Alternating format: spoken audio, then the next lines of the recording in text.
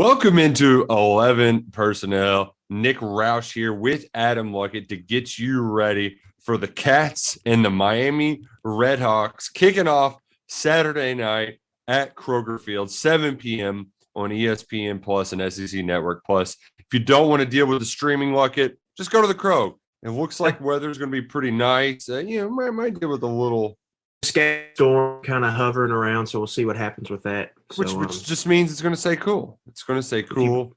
It's going to be if you believe in rain dances, go out and do your dance. Make sure it's not there, or just block your local weatherman. I prefer the latter. Also, isn't rain dancing to get the rain to show up? I mean, who's to say, Nick? People do their thing, and who am I to judge? We are judgment-free podcast unless we're talking about Scott Frost, Eli Drinkwitz, or Shane Beamer. Then we will judge the hell out of you and condemn you for being a horrible football coach. But like I said, we're not here to talk about those losers. We're here to talk about the Cats and the Redhawks. It feels like this has been a long time coming, but showing up to the Kentucky football practice facility the last few days has really got the juices flowing. We were there Monday for Mark Stoops' press conference. We were there I was there Tuesday night, and just talking to the guys, the sense of urgency is there. Fall camp, it's a long drag, not just for us in talking season, but also for them. That they want to get excitement in the air, and I just can't wait to see some Kentucky football. Yeah, I think you get this almost every fall camp. You're just ready. They're just chomping at the bit to go play a real football game. And we're all chomping at the bit to go watch a real football game and everything that comes with that, right? So a lot of excitement this time of year. Everybody except Nebraska and a couple other teams are 0-0. All the preseason hype and expectations, everybody's at their ceiling right now. And then it starts changing as we go week by week. So really just excited to see everything. Excited to see Rich Scangarello offense. Excited to see what Will Levis looks like year 2 at Kentucky. Excited to see Deion Walker. We've heard all about Deion Walker. We really haven't got to see him play, see what he looks like, see what kind of this new shift secondary looks like. So that a lot of unknowns here. Excited to see what Barry Brown could do with the ball in his hands. Get to see Dane Key after hearing about him really what is it? February started spring practice. It's been the Dane Key show for 6 months now. So we finally get to see him playing a real game. So there's a lot to be excited about here, and we'll find out a lot Saturday night at 7. It's going to be a great time. We're going to preview the game, make some predictions for the Wildcats, let you know some more about the Miami Redhawks from the MAC. But first, we should touch on the news from early on in the week. As expected, Chris Rodriguez not going to play on Saturday. Jordan Wright among those. Well, Kentucky took 17 captains, and 3 of them are probably out in game 1 with Kenneth Horsey banged up from a preseason injury. Luckett, we got a lot of word salad from Mark Stoops on Monday, and I'm just curious, what do you make of the hemming and hawing that we received after we thought we'd get some clarity from the head football coach? Yeah, I'm not really surprised. I kind of thought that's what we would get. Because it seems to be a delicate situation, whatever they're dealing with here. There's a lot of people involved, it seems like, with the university. It's not just a football decision. I don't think Mark Stoops is making the call on the suspensions here. Yeah. That was my biggest takeaway. Is he was really you called it a suspension. There was a lot of he fumbled over his words in there. If I was the PR coach over at UK, I would have told him, you need to have a planned statement for what you're going to say about it before you get asked. So you don't get caught off guard with a question. You just get out the message how you want to get it out, right? You don't get asked the question. You just go ahead and put it out there early. You know what I'm saying? Instead of what we got instead of waiting to be asked about it. Instead of, I knew y'all were going to ask me about this. It's well, duh. That was the one surprise I would have, that he didn't just go ahead and get that out of the way. Well, and if you have a carefully crafted statement too, then you can use precise words to backpedal and say, hey, it's out of my hands. I've got bosses. He eventually kind of fumbled his way around it. But I think he wants to make it clear that if he could, he would have these guys playing. But it's out of his hands. He cannot say what the matter is either. It's if you want to get into the legalese of it, there's laws in place to protect student records. FERPA, it's the HIPAA of academic records, if you will. It's the same reason why we never heard anything about the frat party fight last year, because that was a matter being handled by the student code of conduct, and it was going to remain quiet. Their absences were going to be nothing less than just a summertime absence until police pressed charges right before the season kicked off. So that's why we're not getting anything.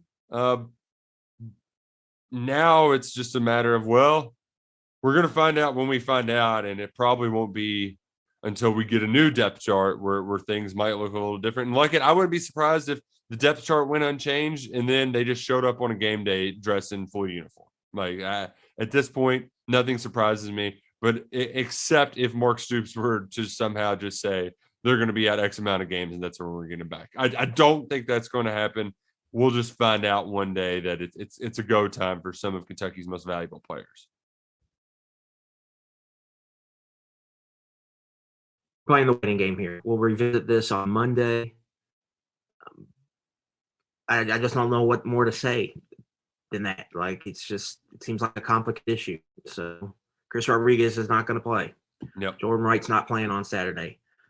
Going by Matt Jones's reporting, which seemed pretty accurate so far, we can expect Jordan Wright back next week, and then Chris Rodriguez is either going to be back for Northern Illinois game on September 24th or the Ole Miss game on October 1st. That's kind of where we're at right now. One thing Mark did was he kind of alluded to multiple players being suspended, but then he said one will come back. I think it's two here. We think it's Wright and Rodriguez. At least players of note that will be playing the game. So, and Wright's going to be back next week, we think. So I think it's really it's Chris after this week, but yeah, you just want to play a waiting game. Really, I mean, I know it's frustrating to people, but they can't play this week, so yeah, it just is what it is, and then we got to move on. But I do believe once we get this, Nick, people aren't gonna Jordan Wright and Chris Rodriguez are gonna have to answer this at draft time, when they have their interviews, when they go to the combine and all that, or when they're at the Senior Bowl. But other than that, I think everybody will move on after this. It's just getting through this little patch here. And that first patch is dealing with a Miami, Ohio team that, Nick, when you look at them, the offense, they have some stuff to scare you on offense, but defense, they're totally retooling. And it feels like on that end, it's a good matchup for a Kentucky offense that has a lot of new parts. No, you're certainly right. And just to hit it a little bit more, because we did speak with Kavase Smoke yesterday. He got the nod as running back one, which could come to surprise as many for many of us who saw him maybe fourth or fifth in the pecking order. Yesterday, he was asked about this opportunity, and I don't know the right way to put it, but he seemed a little put off that people were surprised that he's going to be running back number one. That the coaches recognize that he made that he was that he had to make a conscious effort to change his habits, right? That much was clear to everyone from the outside, but I don't think that's the case for Smoke. So there's kind of I don't know, he's kind of a little it was very hard to describe, but he was not very happy with a lot of the questions. He's just ready to, this is business as usual for him. Right. So I'm curious if we're going to see a pissed off Smoke play well. I just don't know what we're going to get from this Kavase Smoke, because he's been a boom or bust back, and it's been a lot less boom and a lot more bust the last 2 years. Here's the thing with Smoke, he's not an efficiency back. He's just not, you're not going to get what you get from Rodriguez. He's not going to get you in a lot of 2nd and 5s, 2nd and 4s, 2nd and 3s. You're going to have some 2nd and 8s. For him to be successful, you have to have explosive plays. And we've seen a lot of really good backs in college fit his type of profile, but they can produce chunk plays. With Smoke, that's just disappeared over the last 2 years, Nick. And as a redshirt freshman in 2019, he showed some real pop as an explosive runner with 7 rushes of 20-plus yards on 101 attempts. Over the last 2 years, he's gotten 128 total attempts and just has 3 rushes of 20-plus yards. Like, that's all it is with Smoke. It's that. Like, he's got to provide pop. If he can't provide you these chunk runs, you got to find somebody more efficient in there or somebody that can provide the chunk runs. I think the combination, Ramon Jefferson, is appealing because he did both at Sam Houston State. He had a success rate over 50%. He had an explosive run rate over 20%. Like, that is really, really good. So, those numbers are going to dip, obviously, at the SEC level, but he can just provide a little more there potentially. So that's why he was intriguing to me. And so that's how you got to kind of manage that. Smoke has had good moments, right? We've seen him. Yeah. He played good against LSU last year. I thought the best game of his career, I think, happened last year against South Carolina. We remember the touchdown run early. I thought he was really patient, ran behind his pads, and he gave Kentucky some good looks when Chris was dealing with fumble issues. And he had a run late to kind of ice the game or set up the game to be iced by Chris Rodriguez at the end, where it was like a 3rd and 4. He did a good job hiding behind his blocks, and he dove forward for a first down in a big spot. So we've seen good moments from him. It's just the consistency and the durability we haven't seen. But he's getting the first crack here, and I think it's an ode to him by the coaching staff for sticking around and sounding like he's had a good fall camp. He's been available all of camp. Yep. But I think it's going to be a short leash. I mean, there's other guys they got in that room, and they got to find the hot hand and ride the hot hand. And I think that's what Scangarello is looking for. And if you follow the 49ers at all, that's kind of their MO. They plug a guy in. There could be a leading rusher one week that's not a leading rusher the next week. They're very flexible in that regard. And I think that you're going to see a situation with Kentucky like that because they've got 3 backs right now when you look at Jefferson, Smoke, and not Lavelle Wright, and Jatama McClain that they feel like they can play winning football with. And so we'll just have to see how it all shakes out. And it starts Saturday. The thing, too, about having a short leash is it's not like a quarterback situation where we've got a fun one brewing up in Michigan, but you can have a quick hook with backs. No doubt. Yeah, you can have a quick – I mean, they rotate regularly. This is nothing new. So going to be fun to watch. As you mentioned off the top, what the offense looks like, how much more outside zone are we going to get? There's a lot of mystery out there. There's some mystery with the offensive line. There's going to be a lot of tight ends. We're chomping at the bit to see what a Rich Scangarello offense looks like. So we'll get our first taste on Saturday, even though they will keep it relatively vanilla. That's how this works. But that's just, like I said, that's how this works. They're going to keep it vanilla, but they should still be able to produce some points. We'll get to that in just a moment. But first, let's take a closer look at what the Miami Redhawks do and what they do well. There was a lot of transfer portal turnover. This is the kind of place where you expect a lot of portal turnover in the MAC. They did go to a bowl game. They won the Frisco Bowl over North Texas, finished second in their division in the MAC, and picked to finish first this year with Blaine Gabbert's row and quarterback for the Redhawks. What more can you tell us about it, Luckett? Yeah, I think first things first, like Miami, Ohio, their biggest strength last year was defense. They ranked in the top 50 nationally in points per drive allowed. They ranked top 10 nationally in tackles for loss. It was a big Havoc defense. And a lot of that Havoc production is gone. Ivan Pace Jr. had like 130 tackles, 13 tackles for loss as a Mike linebacker. He's up at Cincinnati this year. Cameron Butler is a player from Northern Kentucky. I believe led them with like 14 tackles for loss. He's at Virginia right now. Lonnie Phelps is a kid from Cincinnati, led the team in sacks last year. He's playing for Kansas right now. And then you add in some older players they lost in the secondary, and it's just a lot to replace. And it's not only that, Nick. They had a co-coordinator situation.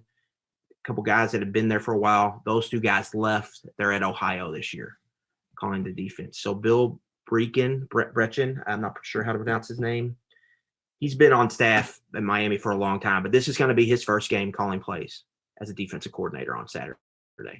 So you have to thank Advantage Rich Gangarello here in just the matchup angle. You look at Miami, Ohio, they have some experience in the defensive line, but it's nothing for you to really get scared of. Linebacker is probably their two most productive players are at linebacker, and Ryan McWood and Matthew Salopek. The latter had like 115 tackles last year. He's a tackling machine. But in the secondary, they're totally retooling. They've got a couple transfers they're throwing into the mix there, but they've got a lot of it's like a 4-2-5 defense. Three of the 5 players are going to be new, and the 2 starters are redshirt sophomores who have played a little bit, but not a lot. And so when you match that up against an offense, and maybe like this is a good matchup, I guess, for a young offense, right? For young receivers to go against for a defensive line. And Miami is, at least last year, we'll see if anything changes under this new play caller, but you have to think it won't. They kind of have a system. They're going to take chances. They're going to send blitzes. They want to create negative plays, so that should open opportunities for chunk plays. Last year against their 3 group of 5 FCS opponents, Will Levis had 3 pretty good games. Chattanooga got a little rocky, but he made some big throws, and he threw all over ULM.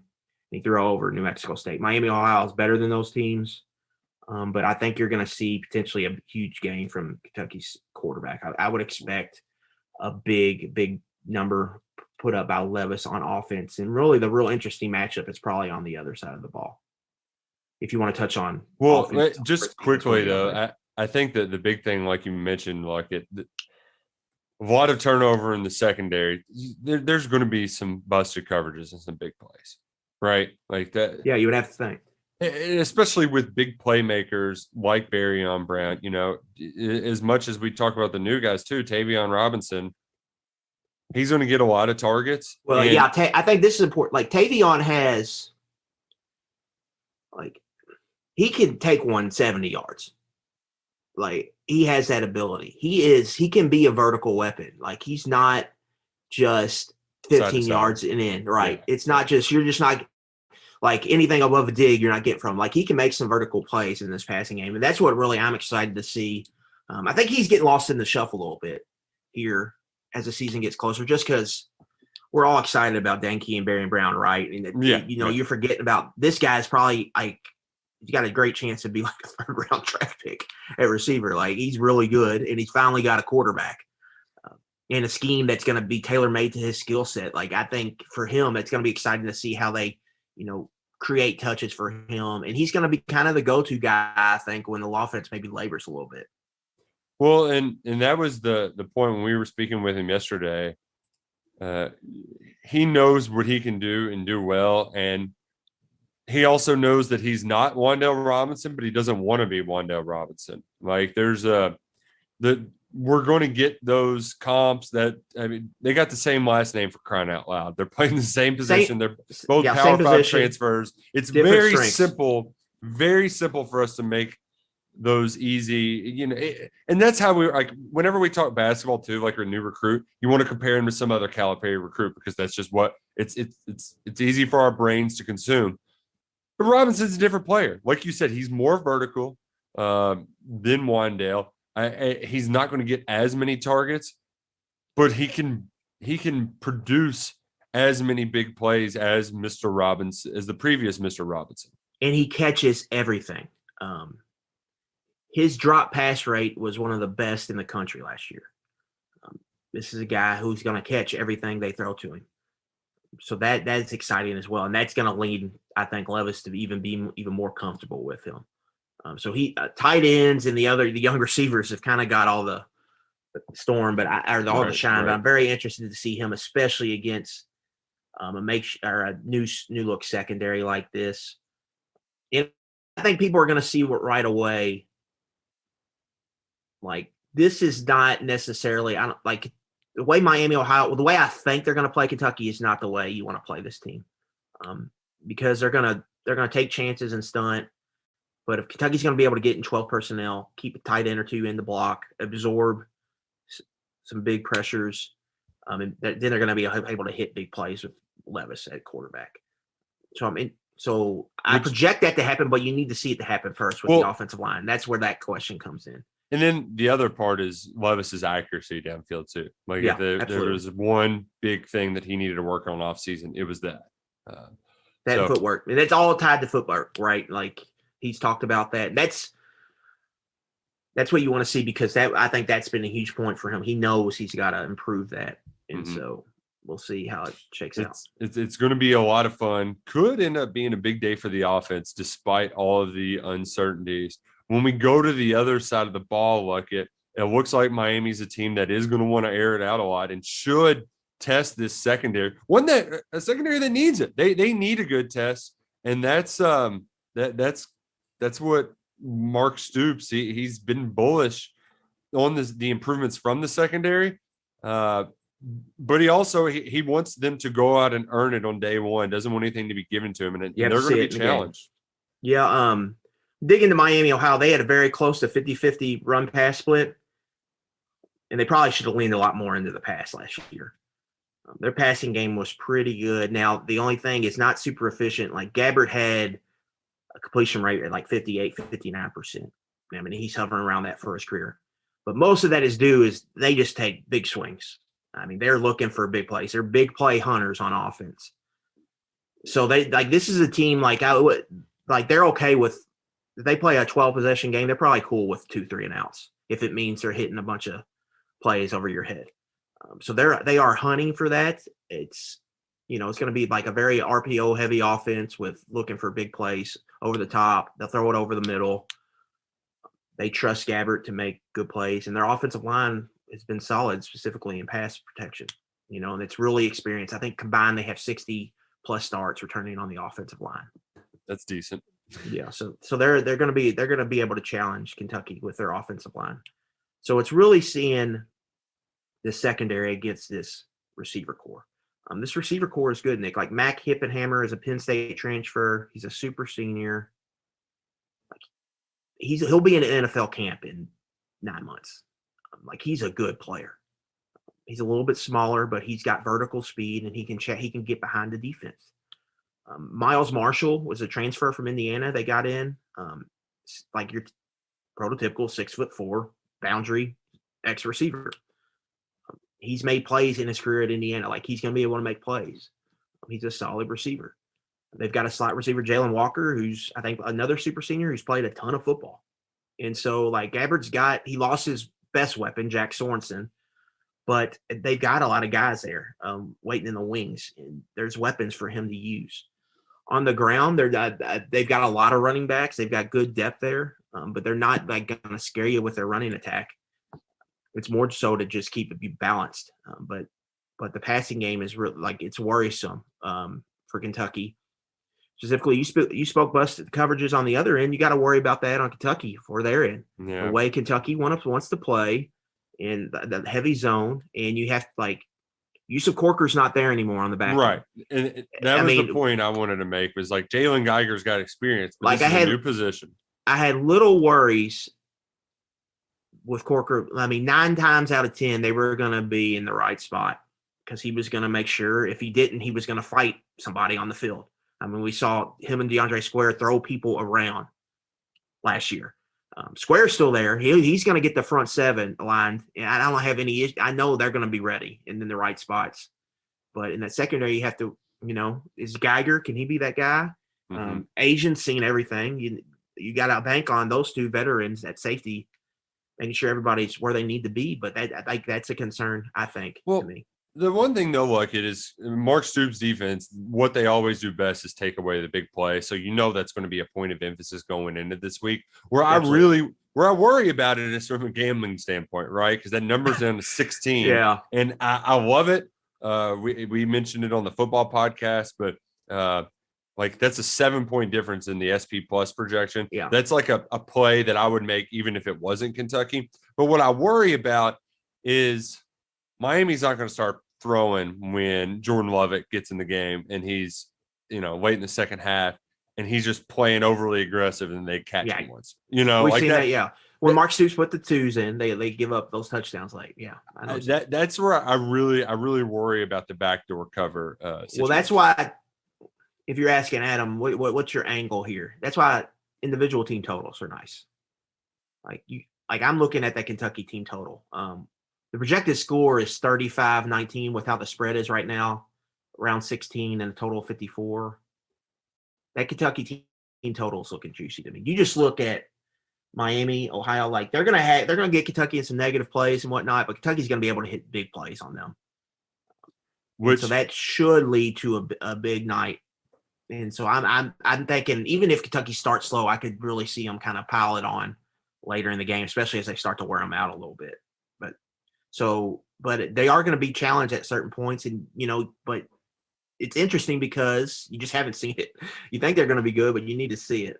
And so that's the interesting matchup. It's kind of a strength on strength with Miami's, Ohio, and Kentucky's defense. But you really the separator in this game really needs to be Kentucky's offense against Miami, Ohio's defense. Yeah. That's where the large margin seems like on paper to me, but Kentucky's very young at certain spots. So you need to see them. Like, how does Jagger Burton and David Wollabaugh Jr. hold up together at left guard? Left tackle. Can Jeremy Flax not be a turnstile on pass protection? Right. All everything that goes with that. Can they get any? I know they're going to get chunk plays on the ground Saturday. Like, they're going to bust a wide zone for 35 yards. Can they get efficiency? Can the back find something? Can they just make the simple cutback to give them 6 yards on a 2nd and 8? Stuff like that to stay ahead of the chains to extend drives. Because that efficiency last year was why UK was so good. Third down conversion rate and red zone touchdown rate. It's because they had manageable situations to deal with. It was a lot of 3rd and shorts. They were staying ahead of chains in the red zone. So it was a lot of 3rd and goals from the 2, Right. So that's one thing to watch for. If Kentucky loses that efficiency, they really need that big play pop to pick them up. And this would be a great game. This is going to be a great barometer for that because there's a lot of signs there saying Miami is very susceptible to the big play with how they're going to take chances and with all the new faces they have in the secondary. It should lead to some explosive plays for Kentucky. Speaking of explosive, we got to get to an explosive segment brought to our friends at MyBookie. We're talking totals, a couple other different ways to play. You can't play in the state of Kentucky, though, unless you're playing with MyBookie. Promo code KSR is how you're going to get a bonus this fall. It's quick and easy. $250 deposit puts $500 in your account. That's right. They're going to double your initial deposit up to $250 this fall when you play with MyBookie. Whether you're playing college football this weekend, we've got 16 games on Thursday. 9 of them are going to be on TV. There's some really tempting, tantalizing games on Friday and a full slate Saturday. We also got games Sunday and Monday. And you know what? You can roll that into the Bills-Rams NFL kickoff a week from Thursday. You can play it all with our friends at MyBookie. Just put in the promo code KSR when you sign up. You'll claim a bonus. They'll double your deposit up to $250. Going to add more excitement to the game and sports you love this fall. You can bet on team win totals. You can predict the Super Bowl winner. Use the MyBookie prop builder and secure the bag with MyBookie. Look at you brought all up the basketball all the basketball bennies come at me for this take, but like this is my favorite weekend of the year. College football from Thursday through Monday night. Thursday, Friday, Saturday, you get like legit slates too. Like after this week, the Thursday and Friday, they usually stink like college wise. It's not very great. Mm-hmm. But you get it all weekend here. Yeah. And you get the Sunday night Labor Day Eve game is just chef's kiss with LSU Florida State. It is the perfect matchup. It's the perfect matchup. And then you get spend the day at the pool. You're a little sunburned. You've had some beers, and then you get brought back to life once you see the Superdome full of crazy Tiger fans. It's perfect. put the TV on the patio, go out and get you a cigar, get some brown water, maybe order pizza or whatever food you want, or cook some steaks on the grill. I mean, this is it. This is it. The one bad thing about living in Kentucky is we don't get the full. Like my father-in-law in Florida, he gets to watch games on his patio in like late November, early December. Right. We don't get to do that. So like we have to take advantage early. This is a prime time window here. Sunday night, you get LSU, Florida State. It's just going to be beautiful, probably sloppy football. And with my bookie, Pick 3 is here. We'll be back on Thursday with Mr. Drew Franklin joining us. Combined 4-2 last week. So a good first weekend, week 0. And I think I have my picks already locked in there, Nick, but I know you're probably still crunching the numbers. I've got too many. So getting it down to I've got a lot of picks, but I got 3 I feel pretty good. Great about. Good. Okay. We'll have those for you on Thursday because my favorite pick of the weekend is Thursday night. We're hammering Purdue. Hammer down, boiler up. But I want to get your thoughts on this Saturday's game. I've created my own over-unders, and I'm also using one of the over-unders. You touched on it earlier, the Kentucky team total, 34.5 points. Yeah, give me that over. Okay, all right. I love the confidence there. I felt like this was going to be a 40-point game despite the uncertainties with the offense. But it's just when you dig into it, it's just a really good matchup for Kentucky because of all the turnover Miami's dealing with. And now some projection is going into this, the way I think they're going to play. But it just sets up really well. I think Will Levis is going to have a big day, and Will Levis' big day equals points on the scoreboard.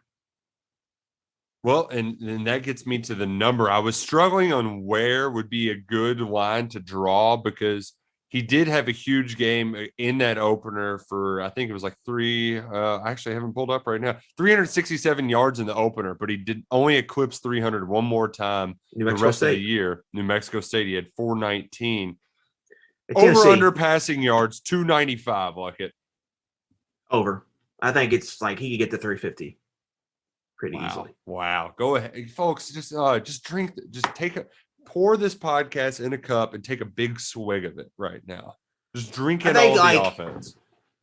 It's gonna be very much if you believe in Will Levis, you're gonna be like, see what he did. And then if you're Fade Will Levis, you're gonna be like, well, he's done this. Like, let's see him do it against the SEC team because then they'll pull up the SEC stat. Right. But that's I think we're gonna see a big game from number 7. Okay. So I'm for Kentucky to get to the points. I think it's got to have Levis got to throw the ball around the yard a little bit. So I think we'll see that.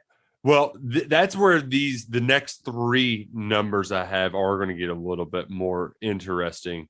Tavion Robinson over under 5.5 receptions. Over. Might get there in the first half.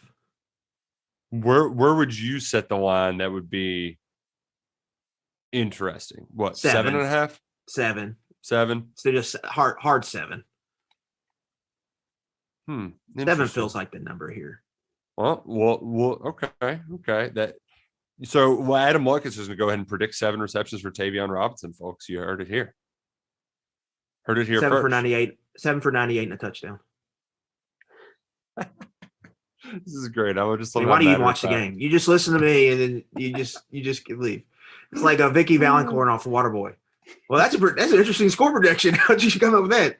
It's not a prediction. That's what it's going to be. Oh, well, here's one that I do. I'm not sure what to think. Tight end receptions, 5.5. Yeah. 5.5. Will we go over? Well, a lot of this is I just think they're going to throw the ball a lot. And so I'm going to hit. Okay. I'm going to say over. Okay. We're hitting a lot of overs today. This is going to be a fun Saturday at the Crow. I don't like this because I love a good under bet. I love sweating me out and under. I'm thinking of I don't even care, but like the Rutgers Boston College one is in the 40s. Like, why not sweat that out at noon? Why not sweat out that under? I love me a good, especially when the cold weather football gets in. Those are my favorite bets of the year. That's Big Ten under 44 and 38-degree weather with 10-mile-an-hour winds. Oh man, well this one I am going under 100-yard rushers, half.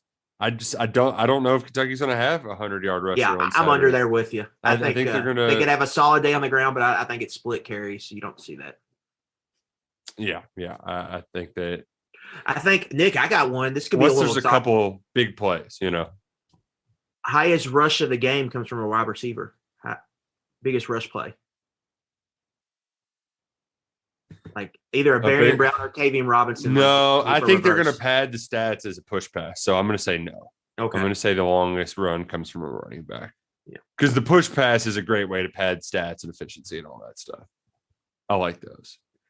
Yeah, I just think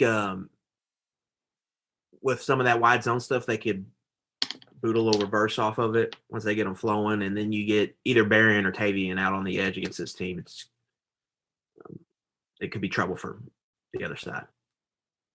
One more, because we know Miami is going to be passing a decent amount, and this is a point of emphasis for the Kentucky defense. Sacks. Kentucky defense sacks 3.5. Over or under? Under. I just think this offensive line is solid, and Gabbard does a pretty good job of getting the ball out. He didn't take a lot of sacks last year. So I think he's going to – they know they've been reading KentuckySportsRadio.com. They know what kind of camp Kentucky's defensive line has had. They're going to make sure they get it out. So no sacks. The thing I'm big on is, I think we're going to see some ball production. I think we're going to see interceptions and pass breakups. I think we're going to see Kentucky get their hands on the ball when Gabbard does throw it, but I think he's going to get rid of it. So I would say under 3.5 sacks. I would even go under 3. So are you satisfied, though, if they only have 2? Right? Is it still a fine day if they're just getting in passing lanes sort of deal? What's the pressure rate? How many QB hurries are they getting? Are they, gotcha, influencing the pocket? All that. Adam Luckett has you covered this Saturday. He's already told you what's going to happen. Vicky Valancourt just knows what the hell she's talking about. So Luckett, we also need some more numbers too to be the best educated Kentucky football fans possible. What you got for us? Yeah, I've got some nuggets here on Miami, Ohio. Nick, under Chuck Martin, this is his 9th year. They've done a lot of good things. They've won a MAC title. They were a win on Thanksgiving weekend last year away from playing for another MAC title. They're one of the favorites to win the MAC this year. But when they've played Power 5 teams, it hasn't gone too well. Now, I threw Cincinnati into this because they play Cincinnati every year. That's a rivalry. Mm-hmm. Cincinnati might as well be a Power 5 team. Right. They will be here soon. Under Martin, they are 0-16 against Power 5 teams in Cincinnati. 0-16 straight up.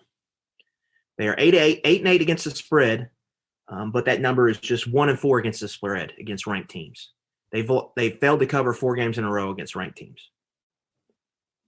Kentucky hasn't been great in season openers, 1-6 against the spread in the last 7 under Stoops, but in a recent form, they're 6-3-1 ATS in their last 10 ball games.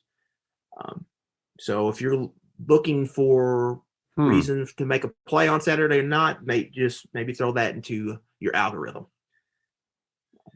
Do you remember? So just chew on that for a little bit. I'm chewing. Remember the Dow twins, class of 2015, committed to Kentucky, or I don't know if they were committed or they flipped to Michigan State. Were they from St. Edward too? Yep. Yeah, I remember those guys. Their little brother also went to Michigan State, but he just transferred to Miami, Ohio. He could be a starting safety on Saturday for the Redhawks. Oh, that's a fun fact. Dow. So that's a blast from the past.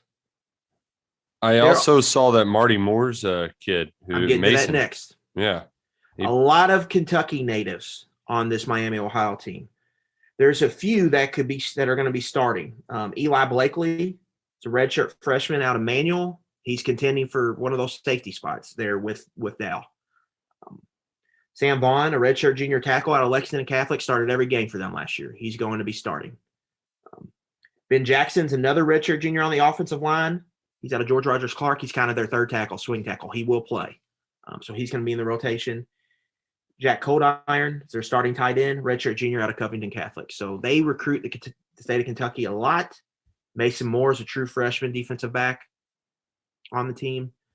Joseph Humphreys was a quarterback at Daviess County last year, Nick. Oh, people love that kid. Yeah, posted all kinds of ridiculous numbers. Had 65 total touchdowns. Took his team all the way, I believe, to the quarterfinals of the state playoffs before they lost to the reigning state champions, Louisville St. X Tigers.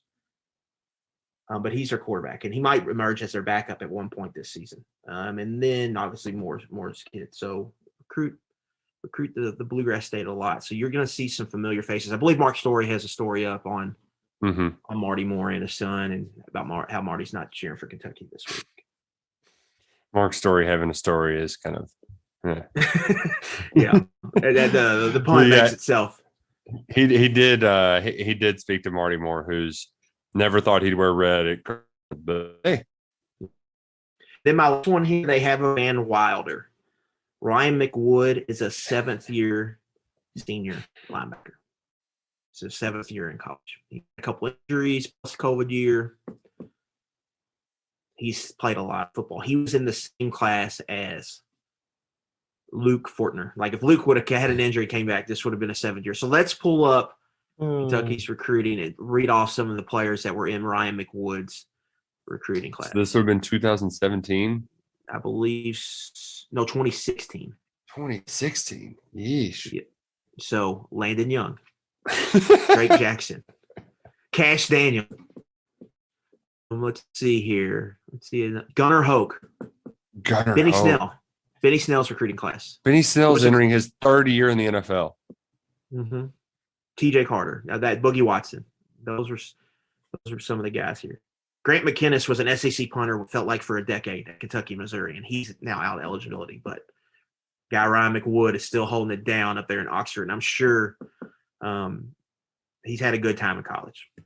Miami, Ohio. So Nick, you can speak to their campus. It seems like a pretty fun school. Yeah. It's a big Greek campus as well, very old school. They also have a deal where even if you aren't a Greek student, they even have like houses that, like this house is the volleyball house, this house, and they kind of pass them down through, whether you're an organization or you're in a different athletic club. Like it's very old school in that regard, where it's like, this is the way things work, and we're just going to keep doing them. They have their Big Green Beer Day. They have their uptown area. One time I partied there, Gordon Hayward randomly showed up when he was with the Celtics, fresh out of. Wow. No, he was with the Jazz at the time. He was fresh out of Butler. So yeah, it was. It's a big party place. Something about those South and Southeastern Ohio schools, like Miami, Ohio. Yeah. Everybody goes there, loves them, and says they're so much fun to go to school there. It's kind of like, you get the small college town feel, but it's not like, none of them are like super far from Cincinnati, right? Like you can get to the big city and all those in a half hour. Well, big city Cincinnati, but right. But you can get the big city amenities. You can take a day or a weekend or whatever to go party there. But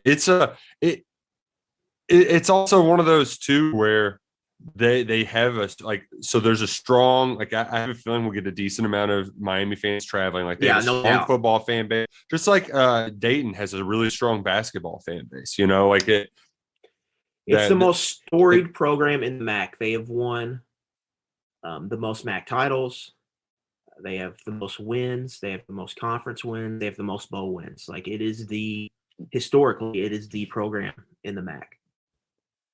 And history could be made on Saturday, where I know we're making a bigger deal about breaking the Bear Bryant win mark, but just to tie it, it's still Mark Stoops isn't one to self-reflect on it, but if you do look back on, like, it is pretty nuts that we're in the midst of watching a dude just break Bear Bryant records. Like growing up at the time that we did, we saw some successful Kentucky football runs, but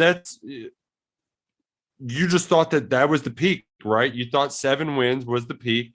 Maybe you get ranked for a little while. Maybe you go to hum-ho bowl game. But now it's, hell, we had our entire 12-person KSR crew pick the season, and nobody picked worse than 9 wins. I mean, it is a fun time to be a Kentucky football fan, and I hope everybody is enjoying it, is reveling in it, because it does not. This is very rare for Kentucky football fans. Yeah, I mean, Mark Stoops, I think, deserves every recognition, honor, whatever you want to give him. He's been like, this is like, if he stays here, it's gonna be his program, right? Like Frank Beamer is at Virginia Tech, and like others are like that. Like Mike Gundy will be at Oklahoma State, but I think it's confirmation too, just for people like us. There was not a huge fraction, but a faction, but a significant one that believed that it could happen, that followed college football closely and saw other programs have success, and believed Kentucky could do it. Like they had the resources to do it. The university finally committed. I mean, we can talk about that in the past, how they, things. I'm not going to get into that here, but they committed, and you got a coach, and you invested in him, and you're seeing you're seeing what's happening. It can happen here. It can happen here. Like, I don't think this has to be a flash in the pan. It can happen here for a long time. You have to make smart, good hires just like anybody else.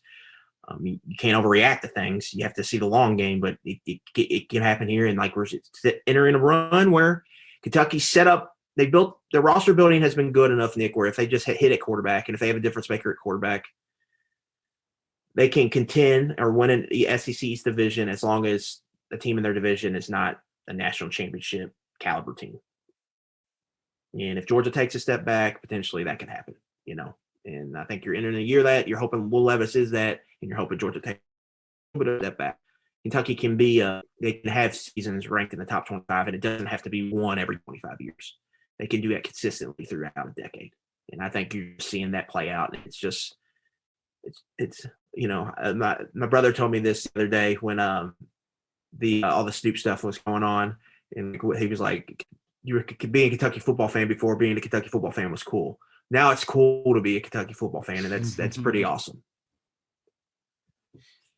Oh man, I'm excited to get things kicked off this weekend. We're going to have a ton of games to watch elsewhere, but the real show's at Kroger Field, right? Yeah. I'll turn on College Football Final when we get home about 2 a.m. and get my recaps of Oregon and Georgia or whatever. We'll be able to play catch up elsewhere. But the real show is Saturday night at the Crow. Who is going to make us laugh while we're in the press box or on the drive home? Like what team falls in their face? That's really what I'm looking forward to the most. Hopefully it's not Kentucky. Kentucky take care of it. I really want it to be Louisville. I mean, yeah, is like Live Dog Dino? I mean, that would be a joy. Shane Beamer, that would be a lot of fun too. Vegas is. I just keep telling people this.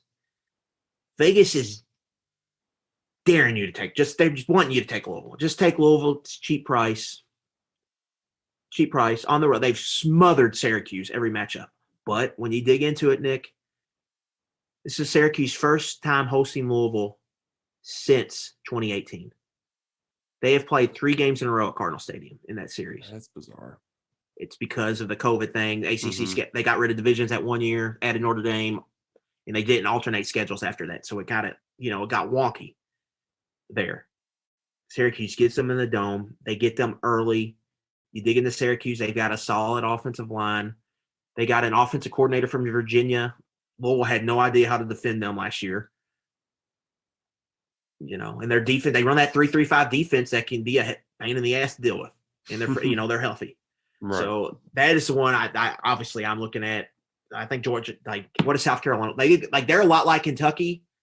That they have a lot of new parts on offense. And I just think you have more faith in Kentucky's offensive coordinator than what South Carolina has.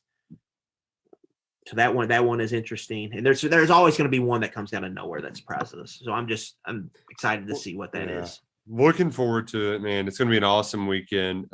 Play along with us by using MyBookie, promo code KSR. Double your deposit up to $250 when you play. We appreciate y'all tuning in 11 Personnel. We'll be back every single Wednesday. Wednesday is our new day throughout Kentucky football season. We'll be looking ahead to the next opponent. The KSR Football Podcast will be on Monday. You can hear Freddie on Sundays. And then a little pick three, sharing some picks on your Thursday afternoon. So we'll have it all on Apple Podcasts, also on YouTube, all over the place where you can find us. Make sure you're subscribed, and can't wait to see y'all Saturday. Feels good to it. Yeah, we're all the way back. I cannot wait. I think you have more faith in Kentucky's offense than what South Carolina has. That one is interesting. And this is Sundays, and then a little pick three, sharing some picks on your Thursday afternoon. So we'll have it all on Apple Podcasts, also on YouTube, all over the place where you can find us. Make sure you're subscribed, and can't wait to see y'all Saturday. Feels good to have football back. We're all the way back. Yeah, we're all the way back. I cannot wait. Enjoy this weekend, everybody. It's gonna be a fun one. Go Cats and go Kroger.